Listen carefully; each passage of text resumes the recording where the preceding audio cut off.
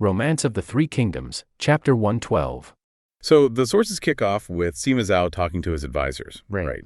And it seems like one piece of advice immediately jumps out. From Zhang Hui. Yes, Zhuge, young, brilliant, maybe a bit controversial, and his advice really frames the whole campaign. What was it? His assessment was, well, brutally cynical, actually. He argued that the Wu forces the allies Zhuge was counting on weren't really in it for the ideology. They were driven purely by profit. The word he used is la'ar. Profit. Greed, basically. Exactly. And he said if you can manipulate that, their whole fighting spirit just collapses. Wow. That's quite a way to start a campaign, isn't it? Assuming your enemy cares more about loot than, winning. It is cynical, but Zhang Hui seems to have had a sharp read on, well, human nature in this context. Okay. He figured, look, this Wu army, they weren't fighting for their homes or survival. They were kind of mercenaries, in it for gain. Right. So if you offer them an immediate, tangible reward, why risk everything for some distant political goal? It makes a cold kind of sense. Okay, let's get into part one then. The trap of greed. How did they actually do it? Well, the execution of this idea, the first big clash, it's almost theatrical. Yeah. Sima Zhao holds back his main forces, Wang Ji, Chen Qin. He sets up ambushes with Xi Bao and Zhu Tai. Then he sends out a decoy force. General Chen Ku leads them. A classic feigned retreat. Sort of, but with a twist. The crucial detail is what Chen Kui's troops were carrying. Okay. What was it? The sources are great here. They listed out wagon loads of really valuable stuff. Cattle, horses, donkeys, mules, prime battlefield loot. And they just loved it. Not just left it, they scattered it deliberately as they pretended to flee. It was like laying a trail of breadcrumbs, but, with livestock. Visible, tempting treasure just lying there. So Zhu Jian, with his Wu allies Zhu Yi and Wen Qin, they see this chaos, troops running. And they think, easy win. They charge forward. But they weren't just charging the enemy. They were charging the loot. Exactly. The moment those southern soldiers saw the animals, the goods, discipline just vanished. Poof. They became looters on the spot. The source says it really clearly in chapter 10. Which means? The southern soldiers scrambled for the spoils, having no heart for the fight.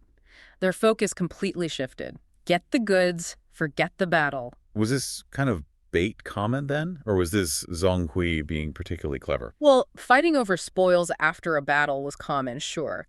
But using the spoils as the trigger for the trap itself, pre-staging it like that shows a really sophisticated understanding of psychology. Weaponizing greed. Precisely. And once the enemy line was broken, soldiers running around grabbing donkeys, then the ambushes hit. Xi Bao and Zhu Tai spring the trap. Right into that disorganized mess. It turns their pursuit into a complete rout. And just like that, Zhou Dan's initial push is completely shut down. Crushing defeat. He has no choice but to run back to Shuchen and lock the gates. So the first problem, the external threat, solved not by fighting better, but by thinking smarter. Or maybe thinking more cynically. You could say that. Manipulation won the first round. Okay, part two. Zhuge Dan is now bottled up in Shaoxin. What happens next? This is the siege part. Right. Now the challenge changes. Shaoxin's a strong city. Zhuge Dan still has troops, supplies. The standard move would be, surround it completely, starve them out, cut off all hope. Makes sense. Tighten the noose. But Zhang Hui steps up again, and his advice here is maybe his most important, and definitely the most counterintuitive. This is the open gate thing, right? It sounds completely backwards. Why wouldn't you seal the city completely? That's what's so brilliant about it. Zhang Hui thought about the psychology of the defenders. Okay. If you attack from all sides, seal every exit, what happens? The defenders know there's no escape. They'll fight to the last man. It becomes this horrible, bloody stalemate. A desperate last stand. Exactly. Zhang Hui wanted to avoid that. His strategy aimed to break their will to fight before having to break the actual walls. So what did he suggest they do, specifically? His specific instruction was, leave the south gate open. The source says, Dmitri, leave the main road of the south gate open, allowing the rebels to flee themselves. The idea wasn't a clean getaway. But to make them think about fleeing instead of fighting. Precisely. Changed the mindset from defiance to escape. Give them an out, even if it's a dangerous one. But wasn't that risky? Couldn't Zhuge Dan just gather his best troops and try a massive breakout through that one gate? That's the clever part. If they did try to break out, they'd be forced to fight outside the walls. Whereas Sima Zhao has the advantage. Huge advantage. Larger numbers, better organization. Inside the city, they're strong. outside, trying to run. They're vulnerable, easy to pick off. So the open gate isn't an escape route. It's like turning the fortress into a trap itself. A sieve, encouraging them to leak out into danger. Exactly. It encourages desertion, internal arguments, self-defeat, really. That is seriously clever. I can see why Sima Zhao was impressed. The sources say he called Zhang Hui his Zifang. What does that mean for listeners who might not know? Oh, that's maybe the highest praise possible back then? Zifang was Zhang Liang's courtesy name. Zongling. Yeah. Liu Bang's strategist. Founder of the Han Dynasty. The very same. So calling Zhang Hui Zifang means Sima Zhao saw him not just as a good general, but as someone with that kind of profound history-changing insight, political and psychological genius. High praise indeed. And did it work? Did the isolation kick in? Almost immediately. The Wu commander outside, Sun Lin, he has his own general, Zhu executed for failing to break the siege. Harsh. Very. And then Sun Lin just retreats, pulls the entire Wu relief force back. Leaving Zhu Dan completely alone inside Shaoqing. Wow. The isolation was now total. Zhang Hui's gamble paid off. Okay, part 3. The external threat is gone. Now it's all about the pressure inside Shaoqing. Right. And this is where the psychological warfare amplified by that open gate really starts to bite. Morale begins to crumble. Fear and self-preservation taking over. Exactly. The sources show this cascade of betrayals. It starts with the Quan family. They're pretty powerful figures. Quan Yi seeing things are hopeless, defects first, but then he writes this letter back inside. To his family. To his father, Quan Duan, and Uncle Quan Yi, basically saying, it's over, Sun Lin's a disaster, you need to surrender. And did they? They did. They defected, and crucially, they took thousands of soldiers with them. Ouch. That's not just losing men, that's a huge signal to everyone else. A massive blow to morale and Zhuge Dan's authority. If the Quans are giving up, maybe everyone should. And the cracks kept spreading. Oh, yes. Zhuge Dan himself starts making bad calls. He gets paranoid. 2 of his own officers, Jiang Ban and Zhao Yi, suggest a plan, maybe a final, decisive battle or breakout. Seems reasonable. Try something. But Zhuge Dan refuses. Worse, he threatens to execute them for even suggesting it. Not great leadership. Not at all. So Jiang Ban and Zhao Yi, they look at each other and basically think Dan is finished. This guy's doomed. Pretty much. So what do? They climb over the wall and surrender themselves. This city is just falling apart from the inside. Eating itself alive, like you said. And this leads to the really dramatic event with the Wen family. Food runs out inside the city. It's desperate. General Wen Qin suggests a practical, if harsh, measure. Yeah. Let the northern troops, the ones originally from Wei, leave the city. Conserve food for the loyalists. Makes sense in a grim way. Zhuge Dan sees it as defeatism, or maybe betrayal. In a rage, he executes Wen Qin on the spot. Kills his own general for giving advice. Yes. And Wen Qin's sons, Wen Yang and Wen Hu, are right there. They were fierce warriors. Oh, I can imagine their reaction. Instantaneous. They killed dozens of Zhuge Dan's guards right then and there, leap over the wall, and surrender to Sima Zhao. Just like that.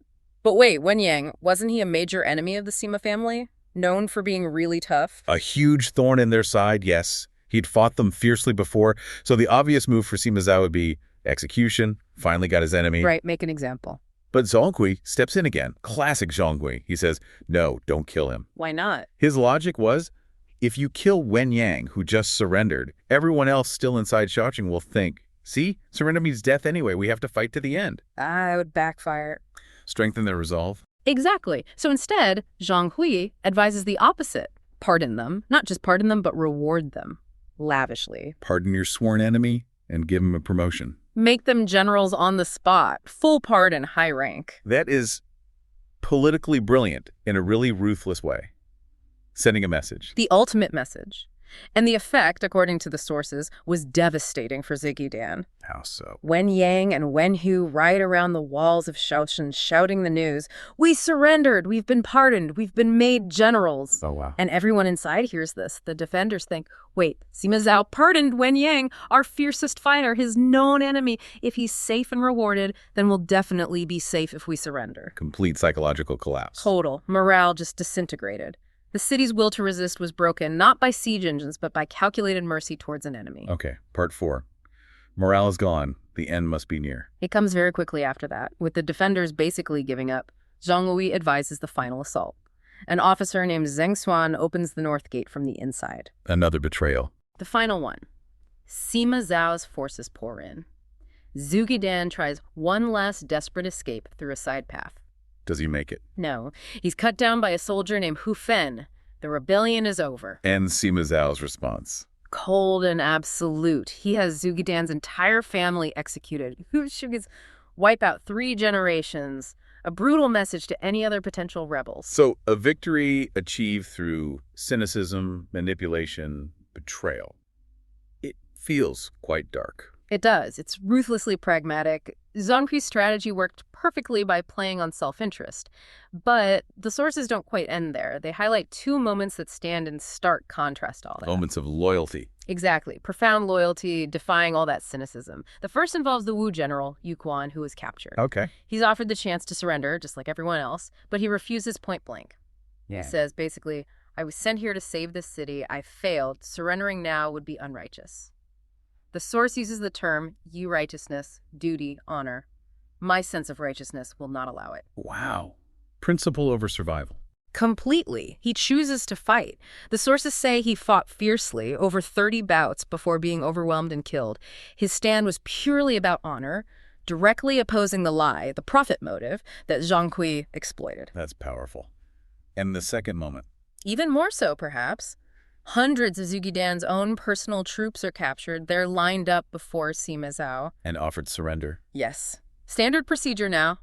Clemency if they just switch sides. They refuse, all of them. They shout back, "Ooh, we will absolutely not surrender to you. We wish to die with our lord." Hundreds of them, knowing they'll be killed. Knowing full well. Sima Zhao, sticking to the policy, has them executed one by one. Apparently, he kept offering them the chance to change their minds as the executions proceeded. Did any break? Not one. They all chose death over surrendering their loyalty to Zhuge Dan. My goodness. That's almost unbelievable loyalty. How did Sima Zhao react, the man who orchestrated the whole cynical victory? The sources say even he was moved. He sighed, acknowledged their fidelity, and ordered them buried with honor. So the ultimate pragmatist is forced to recognize something beyond pragmatism. Exactly. He wins by exploiting human weakness, but he's confronted by this undeniable human strength loyalty principle, call it what you will. Their sacrifice even earned them a comparison in the text to the followers of Tianheng, another famous example of choosing death over serving a new master. They lost the war, lost their lives, but won a kind of moral victory in the history books. You could definitely say that. Their story endures precisely because it defies the logic that won the siege. Sima Zhao has just put down the Zhuge Dan rebellion. That was a huge internal threat, a major headache for Wei. Right, and the key thing here is that Wu, the Third Kingdom, had actually helped Zhuge Dan. So when Sima Zhao wins, suddenly he's got thousands of Wu soldiers as prisoners of war. And this sparks a pretty heated debate among his advisors about what to do with them. Yeah, one advisor, Pei Xiu, he argues for the old school harsh approach. He basically says, execute them all. You know, the King Zai idea, burying him alive or mass killing. His logic is purely practical. If we keep them or let them go, they're just going to cause problems down the line, logistically, militarily, whatever. That's a cold calculation, but you can see the logic, right, from a purely resource perspective. But this is where Wei, under Sima Zhao, starts showing its new strategic playbook. Zhang Hui steps in, brilliant young guy, and he argues against this brutality. He pushes for strategic benevolence, Ren. Exactly. He pulls out the classic military text, saying the real goal is victory without destroying the state. His point is, if you massacre thousands of enemy soldiers, you just make the enemy angrier, more determined. Instead, he says, look, punish the main culprits, the generals, the leaders of the rebellion, fine. But show mercy to the average soldier. And there's a propaganda angle too, right? That's the really clever part. Oh, absolutely. Zhang Hui spells it out. Releasing these soldiers, sending them home to Jiangnan, it shows everyone the broadness of China, Wei's magnanimity. It's not about feeling good, it's a calculated move. It's designed to undermine Wu's government, make their own people question their leaders. Smart. Very smart. And Sima Zhao buys it completely. He agrees this is the new direction. So all those Wu POWs, they're released, sent home, and it works.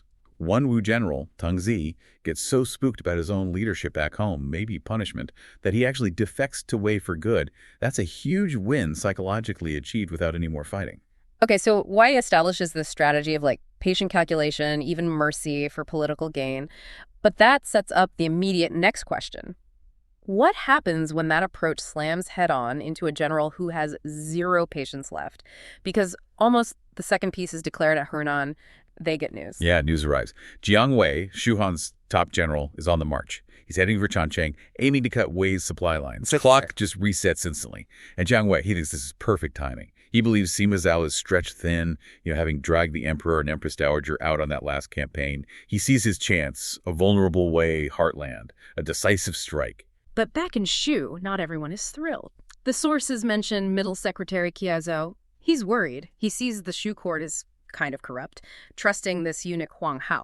And he thinks Jiang Wei's constant campaigns, the sources call it, are just bleeding Shu dry, troops exhausted, treasury empty.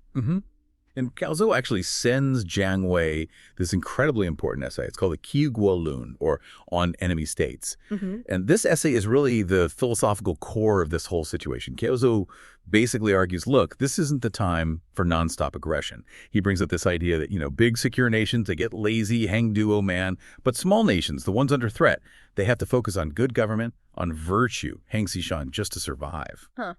That's counterintuitive, maybe. But interesting. If you're Jiang Wei, though, constantly fighting for Shu's survival, doesn't that just sound like giving up? Like, when does being prudent become accepting defeat? That's the exact friction here. Qiazhou anticipates that. He uses history. He points to guys like King Wen of Zhu or Gu Jian of Yu. They beat stronger enemies, yeah, but not through just charging in. They did it by building up their own state first. Virtue. Yeah. Getting the people on side. Internal strength.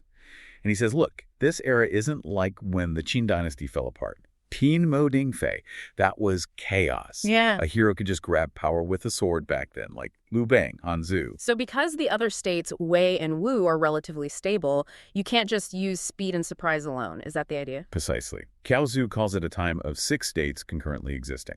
Lu Biu Bingzhu. Though really it's 3 major ones by now. His point is, Jing Wei, you can't be Han Zu, the aggressive rebel founder. You have to be like Wen Wang. Patient, prudent, build your resources, wait for the right moment. Shikir Hodong. Move only when the time is truly right, because this constant fighting, it's just going to lead to disaster for Shu. Okay, so this elder statesman sends this deep philosophical warning based on history and strategy. How does Jiang Wei, Mr. Aggression, Mr. Now is always the time, react? He completely dismisses it, calls it the theory of a rotten scholar, Fu Rujilun, literally throws the essay aside. And he immediately goes with the aggressive plan his general Fuqian proposed. Sure. Hit Luo Valley, take Shen Ridge, and smash that supply base at Changcheng. Wow. So philosophy meets brute force, a collision course. Jiang Wei just refuses to buy into patience as a strategy for Shu. He can't. His whole career is built on trying to reverse Shu's decline through action. Okay, let's get to that action then. Right. Changsheng, Sima Wang, Sima Zhao's cousin, he's in charge of the defense. Got plenty supplies, apparently, but not many soldiers. So he sets up camp outside the city walls, about 20 lets out. Defensive posture. And Jiang Wei immediately presses the attack, taunts him politically, calls Sima Zhao a tyrant like those old warlords Li Ju and Guo Si. He wants a fight. Sima Wang sends out his general, Wang Zhen. And this is where Fuqian, Jiang Wei's general, just puts on a display of absolutely ruthless, lightning-fast combat. It really shows Jiang Wei's whole approach in action. Yeah, the description is intense. Tell us about that duel. So Fuqian fights Wang Zhen, less than 10 bouts, very quick. Then Fuqian fakes being weak. He sells a flaw, the text says, sucks Wang Zhen in. He manages to grab Wang Zhen, capture him alive right off his horse, and starts riding back to the Shu lines. Okay, captured a general. Good start. But then Li Peng, the other Wei general, sees this and charges in to rescue Wang Zhen, which is exactly what Fuqian seems to have wanted. Because Fuqian isn't actually interested in the prisoner. He wants to break the enemy's morale completely. So he slows down just enough for Li Peng to get close, and then he just throws Wang Zhen off his horse down onto the ground, and the Shu foot soldiers just swarm him, kill him instantly. Wait. He used his prisoner as bait, threw him away just to lure the other guy in. That is incredibly brutal. Speaks volumes about their mindset. Total commitment to tactical shock and disruption. Desperation, maybe. And Li Peng. Yeah. He's probably stunned, horrified watching his comrade murdered like that. Before he can even react properly, Fuqian turns on him, strikes him square in the face with a Siling Taijian, a 4-edged iron mace. The source of a graphic says his eyeballs burst out. Just like that. Dead. Utterly demoralizing for Wei.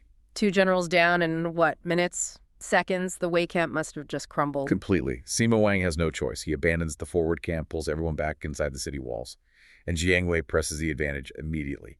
All-out siege, fire strategy. Sire rockets, fire cannons launched into the city, piling dry wood against the walls and setting it ablaze. Sounds terrifying. The description is vivid. Flames reaching the sky. You can hear Wei soldiers inside weeping, wailing.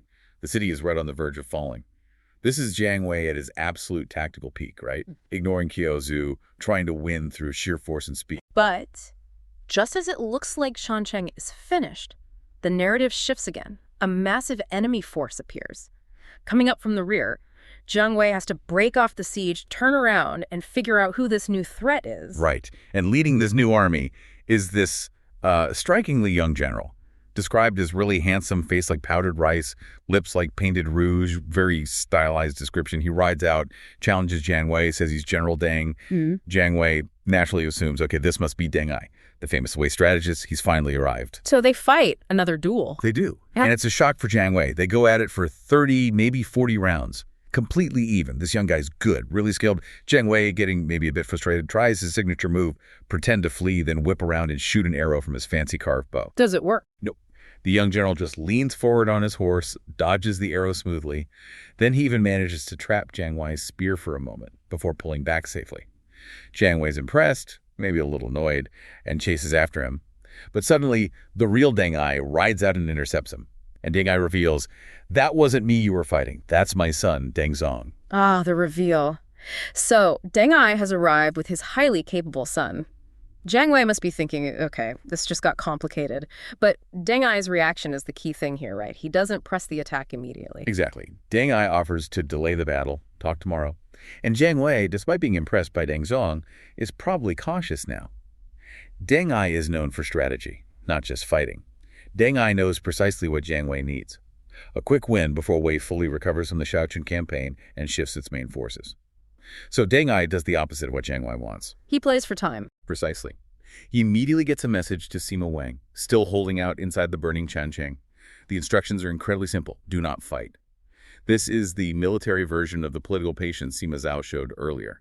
Deng Ai's strategy is Gushou, solid defense, just hold the walls. He tells Sima Wang, wait, troops from Guanzhong are already on the way. That's brilliant in its own way. Let Jiang Wei burn himself out. Jiang Wei is stuck outside the city, his fire attack stalled, supplies dwindling with every passing hour. Deng Ai isn't fighting Jiang Wei's army, he's fighting Jiang Wei's timeline, logistics, resources. Exactly right. It becomes a waiting game, pure psychological warfare. Jiang Wei keeps sending challenges, trying to provoke Deng Ai into battle. Come out and fight. Deng Ai just pretends to be sick. Wei Kuxiaojie. He even holds on to Jiang Wei's messenger, gives him wine and food, treats him well, but refuses to give an answer, just stalls. Delays everything for 5 or 6 crucial days. Every single day is a victory for Wei and a loss for Shu, without a single sword being drawn between the main armies. The pressure must be immense on Jiang Wei. His own generals must see what's happening. Oh yeah. Fu Qian, the guy who won that brutal victory earlier, he warns Jiang Wei. He says, look, Deng Ai clearly has a plan. He's waiting for something. Probably reinforcements. Jiang Wei agrees. He knows it. But he's desperate now. His only move is to try and widen the conflict again. He sends off a letter to Sun Lin over in Wu, basically begging for a coordinated attack to distract Wei. But is there even time for that? Hasn't the strategic window slammed shut? Completely shut. Before any message could possibly reach Wu and have an effect, the final nail comes. A scout arrives with the news. Sima Zhao is done. Zhuge Dan is dead. The Wu army that helped him has surrendered. Remember Zhang Hui's mercy? And Sima Zhao himself is already back in Luoyang and mobilizing a huge relief force specifically for Changcheng. Game over. There's no way Jiang Wei can fight Deng Ai and Sima Zhao's main army. Absolutely no way. He's caught. Caught between Deng Ai's patient defense in front and a massive army coming up behind. Jiang Wei knows it instantly. The campaign is finished. He declares this 5th Northern expedition against Wei a failure. Orders the retreat. Wow. So the siege just fizzles out. Changcheng holds not because of some heroic counterattack, but because Deng Ai just waited. Pretty much. Saved by strategic waiting. By logistics. Right. By understanding the enemy's limitations. Deng Ai's passive defense, forcing Jiang Wei to consume his own resources against city walls and time, it was the perfect counter strategy. It completely validated Qiao Zhu's earlier warning, didn't it? That whole rotten scholar theory.